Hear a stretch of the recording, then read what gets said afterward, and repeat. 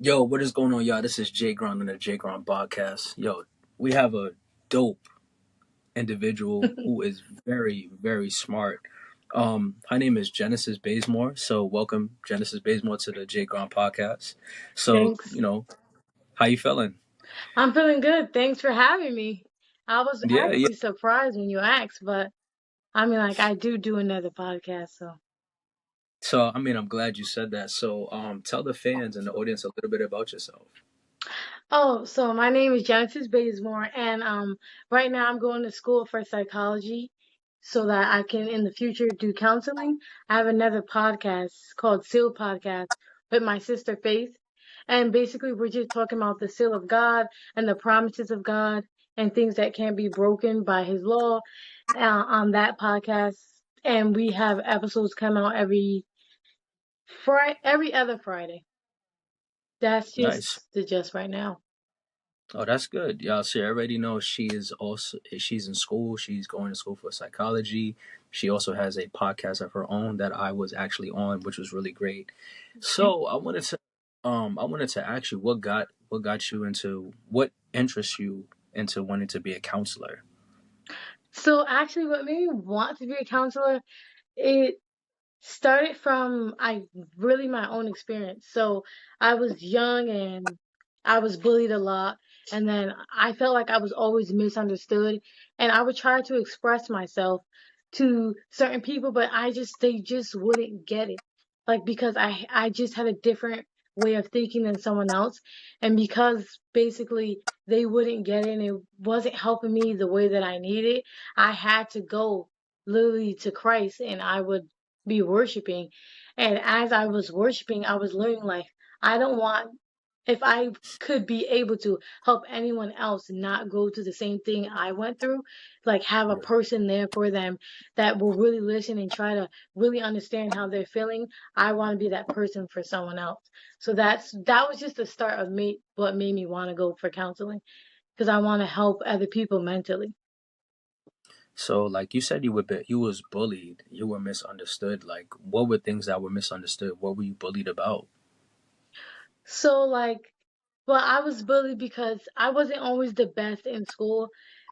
This is I almost know this is the reason, but there's some shots that we take when we're younger that are like not the best for us that can lead to you having like mental issues a little bit. So I had them, and for me, it messed me up in my mind, and sometimes I had to go in special classes. I wasn't like how do I say it? I wasn't like totally like didn't know what was going on, but it was hard for me to comprehend like everybody else. So like if a teacher is teaching something and I have to look at the way she teaches it, it might not be the way that I could learn it. So Mm-hmm. like if the teacher teaches it one way to a whole class and I don't get it because that's not the way that I learn it, I would fail because of that. And then I was like, I would literally pray, worship. I had my secret place, my closet. I always worshiped like just to that's the way I had to get my way out of things. Like I worshiped my way out of my big problems.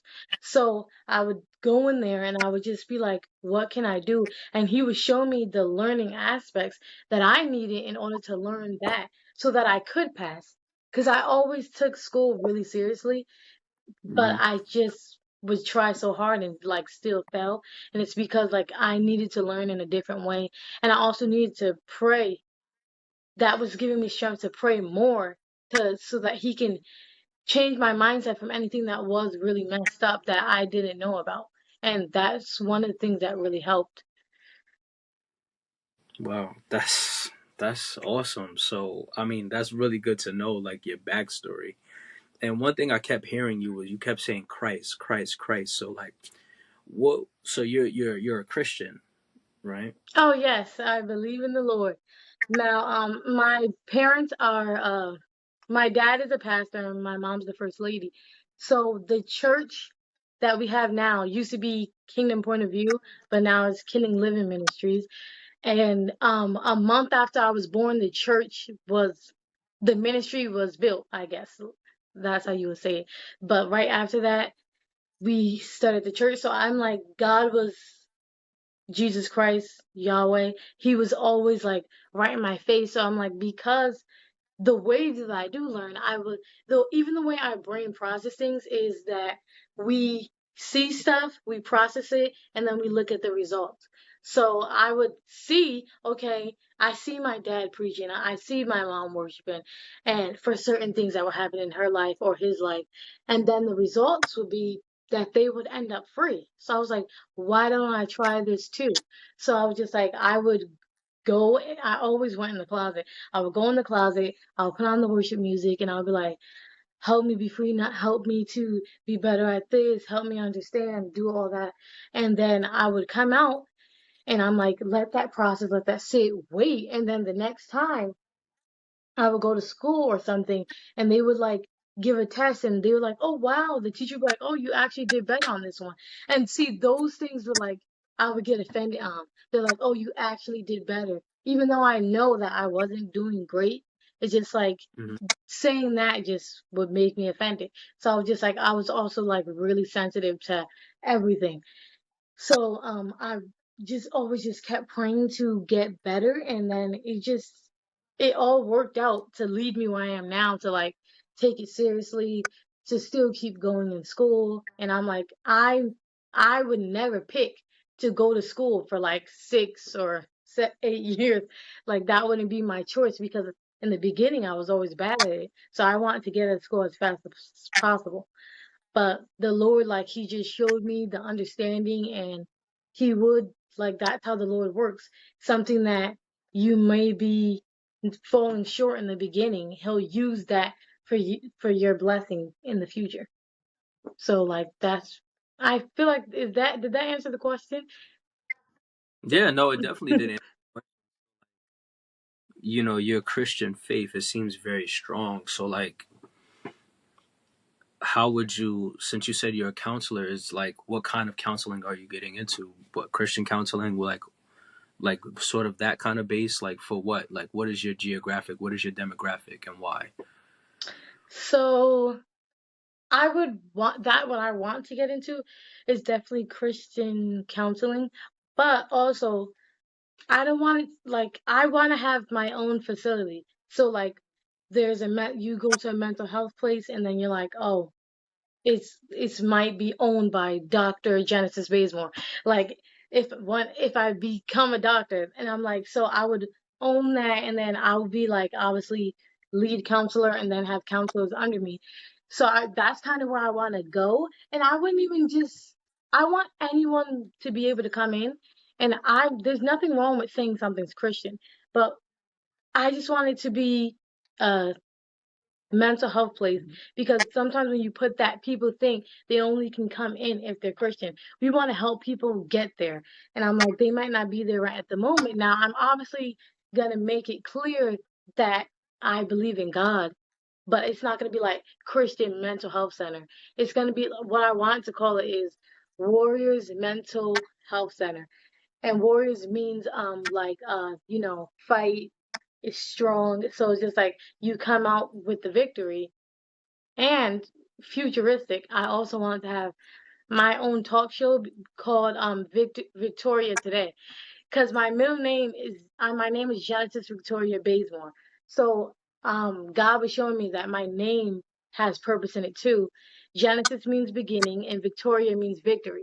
So that's why I would call it Victoria Today because I can use people that come to my mental health center and when they come out, they can tell their story about how they got the victory today.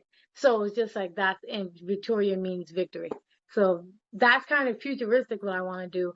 And I want to be able to help anybody and then lead them to Christ, mainly. Mm. Wow, so that's really good, guys. So, where can people find you if they're looking for counseling, and like where can people find you, for the. Well, I'm on Instagram. I'm on, uh, I'm on TikTok too, but we don't know. It might be banned. So if it is, I'm still on Instagram and I'm on Facebook and I'm not on Twitter or X because they're kind of mean on there. So I just Mm. stay off of that. But Instagram, Facebook, and if there's something new that comes out, I'll be on that too. But also, I'm on YouTube, still podcast. And actually, I'm making another podcast called Jen's Take WC, which means my take with Christ. So it's gonna be called like the mind is power. That's gonna really basically what it's about. And I'm just gonna be talking about how your mind is power and purpose. So when you use your mind right, every everything that we do is like starts with the mind. So even if we choose to get up, like your brain signals super fast, but your brain signals for your legs to get up, for your arm to move up. So just like you can't do anything without your mind. So that's why I want everyone to know like you have to get your mind right first. And that's what I'm going to be talking about on Jen's Take WC, which is coming in February. I'm setting it up now, but it's not out yet, but it will be coming out. So it's really about the mind is power. So this is guys. You have a Christian counselor who's not only just trying to open up a place, but has different platforms. Let them know where to find you exactly on these social media platforms so they can Oh research you and yeah, things like sorry. Instagram is with Jen, number one, and then TikTok is the same thing with Jen number one, and then Facebook is Jen's Take WC. that. Nice, nice. So I mean, we got a lot going on. We got a lot to talk. So um, with this Christian counseling, entrepreneurship role that you're taking in your journey, what do you think are the pros and cons to the career path you're on? Well, the pros is that a lot of times when I give advice to other people that need it, like I get reminded and be able to use it for myself, and it almost like if I am feeling, I guess, a certain way about something, I'm like, wait a minute, you just gave that advice to somebody else that you can use, and you got to use what you say too, practice what you preach. And the cons are this happens a couple times. I get like overwhelmed and I feel like cluttered. So it's just like everybody will ask stuff. And I really don't mind, but if I don't take that space just for me, like I feel like I'm going crazy because I want everybody's problems to be solved. So I'm like, how can I fix? And then like it gets like anxiety a little bit for me. So I'm like, I always try to work out, okay, I gotta take like 3 hours for just Genesis and then I'll come back and I could be the advice girl. But I'm like, I have to. That's where the cons come because it feels like mentally like it's getting chaotic because I'm trying to figure out how to solve everybody's problems. So you got to make space to like where it does just have to be about you. It's not selfish. It's just needed. So. Mhm. That's great. So, like, has what are the challenges in your career right now? School is definitely a challenge because especially sometimes when we go to school, we learn something and then we just forget. And like for me, that definitely can't be the case because to move forward, I have to remember everything in the past. So that school is the challenge a little bit because I'm gotta read these long, like I just started school 3 days ago online. And I will be going in person August, I think, around August, September. So I'm reading all these things and they're like, it's just week one and they're telling me to read like 12 chapters. And I'm like, that's a lot of chapters. And then there's a quiz. And then I actually was just doing my homework before I got on the call. And I'm like, let me do it so that maybe I don't have to do that much when I get off. But it's a lot, and I went to a community college at first, so it was a little less work. Now that I'm at the university, it is definitely more work than regular community college. And they both have their heavy lifting, but just starting from this week, I'm like, I'm reading 5 chapters from here, four from here, and then it's like three different books, and then you put them all together. That's what right now, at this moment, that's the challenging part. And to still be productive, like working out, trying to eat right, and then I actually have to go to work, and then coming back home to do homework. It's just like trying to keep everything organized and do make the right choices is the hard part right now. So how, um, you going to school, juggling with school, and life in general, working, paying bills. Like how, like when you get to your destination as an entrepreneur, Hmm. as a Christian counselor, like what matters to you most? Getting people, or like when I say getting people, like is it getting just getting any kind of person, or is it about money, and why? I would say a little bit of both, and it's not just any like I just want everything I see in this way. Everything like my pastor was saying a few Sundays ago that everything's already planned out. So I just feel like whoever comes, those are the people that it doesn't matter who it is. And it's like, it doesn't have to be a specific group, but I am going to school more for crisis counseling. So it's like people that have trauma or triggers. Like I'm not going for addiction. So people that might have addictions could go, not maybe I might not be the right person, but I could have somebody in my mental health facility that works on addictions, and that might personally not be for me.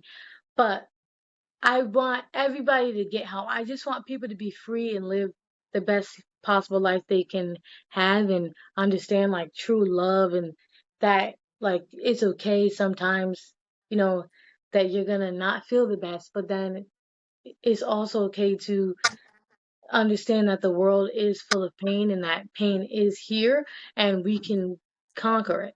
So that's really the main thing. And I definitely do want to get paid. So it's just like right now I give advice for free. So and I still love doing it. But obviously it would be even better getting money too. It's not like I don't want money. I want money as well.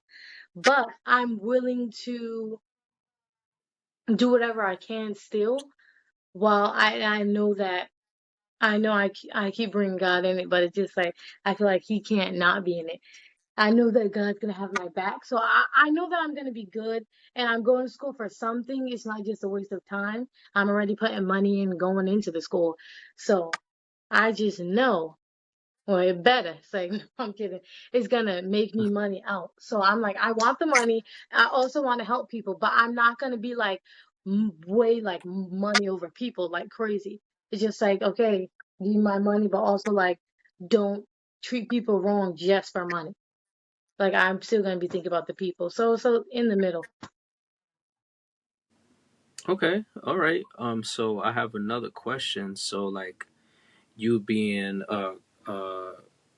you having a Christian background, how does this affect like your relationships and your friends? And do you get counseling as well?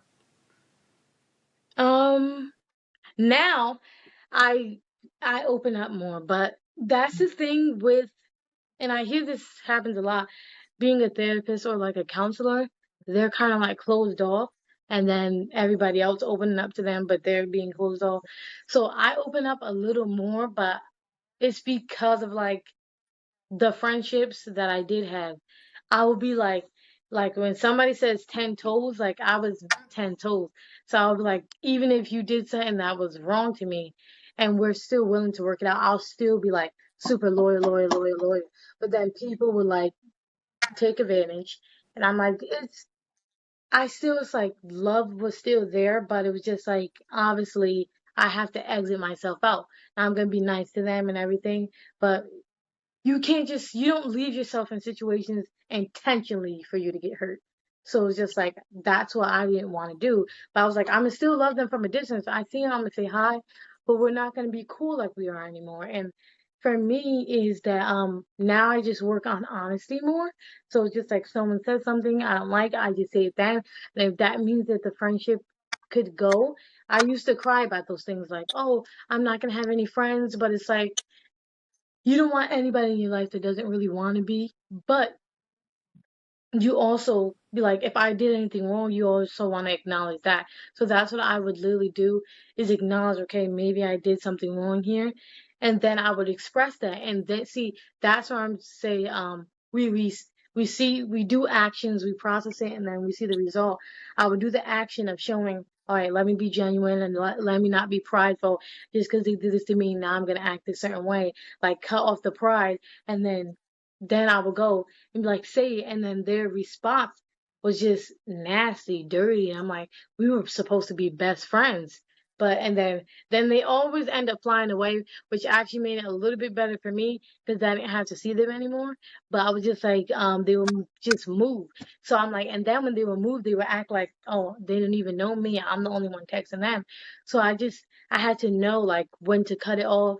And even if it did hurt, I just was like, I was praying to have more friends, and the thing is God gave me great sisters, so I started to get more close with my sisters because we were always kind of close, but I was always like, you guys do what you are and I'll be watching TV over here, like leave me alone, kind of, because I started getting a little mean. And then like I got convicted, and I because if you keep being in the word, he's going to show you like your heart and what's not right. So that's what he showed me. And I was like, I just had to take everything and process it one step at a time. And friends are gonna come and friends are gonna go, but like God still remains the same in the midst. So it's just like because the power and the anointing and God living in me, that's the only thing that gave me strength to like be like, okay, this one's just gonna have to go. This is just how it is. I can't change how it went or how they want to feel. And I definitely don't want them to act like they feel a certain way that they don't. So it did bother me, especially, but that's what pushed me more into counseling because I'm like, I always want to be the best friend that anyone can be. And I don't mean like just so that people could love me. I just don't want to be what people weren't to me. So, in spite of what they do, I try to be better than what they did. Well, that's man, that's powerful, man. It's like really good. So like, how does so like and like for your business and just who you are as a person, like what are Mhm. three value standards that are a priority to you that people that come to your business or meet with you have to like like understand before moving forward. You mean like for my business? Yeah, business and you, like what are three Oh, values and standards well, in your business and my standards are would at least I be open to learn something different than your perspective, honesty, and really just be trustworthy, more loyal. Like those are my three standards. Like the thing is, everybody that I come across to might not believe in God, and I'm like, I'm not gonna force it down their neck either. But if they can just be open to think, and I can be open to understand why, that's not gonna change my opinion because like I'm standing firm on what I think, but I can understand maybe why they did that because I'll be open for them. Just be open, be honest, and be loyal or trustworthy. Those are like the three top things for me, business or whatever, because honesty goes a long way. so there was a question that I had pertaining to that, like just as a counselor, like Hmm. what if what if you deal with someone that doesn't value what you have to say or they have something negative to say about you in your business, like what do you do with that? Mm, that's a pickle. But let me. I will. First, I would try to. What I would say to that is, I would try to like see where they're coming from. Like I try to like I can watch behaviors and see like maybe somebody might be saying something that they don't mean or they could mean it. And then I want to get to why. Like my main question all the time is why? Like how did you get there? That's kind of I want to understand more. And I probably won't like it. Like I'm not free of like I'm not gonna get hurt, nobody can hurt me, I can't get offended. I probably would be a little bit offended, but it's just like I don't have to show that I can push past it to my best of my ability. Now, I don't know when I'm in the moment, but right now I would say I would really try to get a full understanding of why they're saying what they're saying and then move from there. Mm. Okay. Um, what do you say to a child or someone that looks up to you that wants to go in the same field as you, but don't know how? Well, I would say, first of all, I would want them to tell me why they want to go in the same field as me. Because if you just want to do it because you like, oh, it looks good, you seem really smart, and I'm like, you seem like it seems like something cool to do, that's not enough because there's a lot to go into it. So if your why is not big enough, you're not going to finish. So I'm like, if I'm really trying to be a doctor and a doctor psychologist, and then I'm 2 years in and school's starting to get on my nerves, you think I'm going to go for another six? If my why is just because I want to be like someone else, it's not going to work. So like I would want to know their reason, and then if their reason is something good, I'll be like, see, that's where you want to move from, because there's going to be times that you might not get the money you exactly want, but you have to remember the purpose you're trying to go for, and that there's people that you need to save, and God's going to vindicate you. Whatever is seems like it's still being stolen from you, it's not, especially when you stay focused on God. But whatever seems like is being ripped away, God's gonna restore it in a way bigger way. You're gonna be like, wait a minute, I should have just relaxed, calmed down, because like in the end, God gives us everything that we need, and sometimes it's not the thing that we want, but it's what we need, and that's kind of the advice I would give. That if when once I hear their reason and then that and like obviously pray about it, I'll be like, go for it.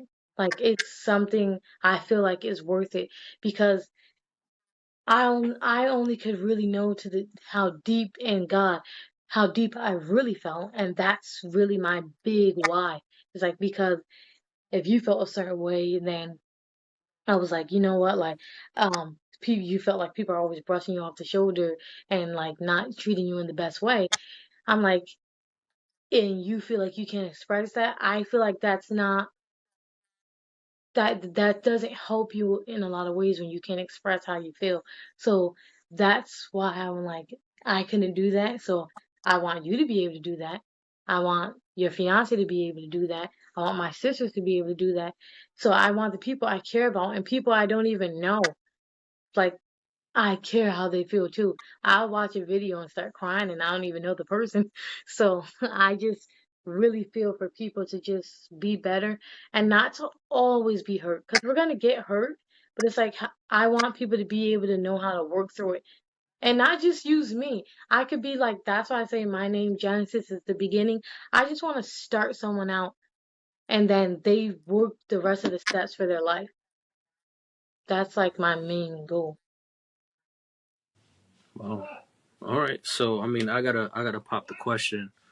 So, have you heard of Jay Grond's music Yes. since you're on the podcast? So, what's your song? What stood out to you and why? So I think, I don't know. Wait, I don't know if they're the same song, but Hard Road and Love Is Real. I know those two. Love Is Real made me think of Joy. Well, your fiance, because you guys, love is real.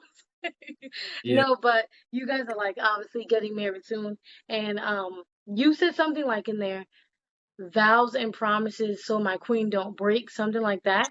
It's just like you make promises and your vows so that you don't break them to your queen. I feel like that's what you were trying to say.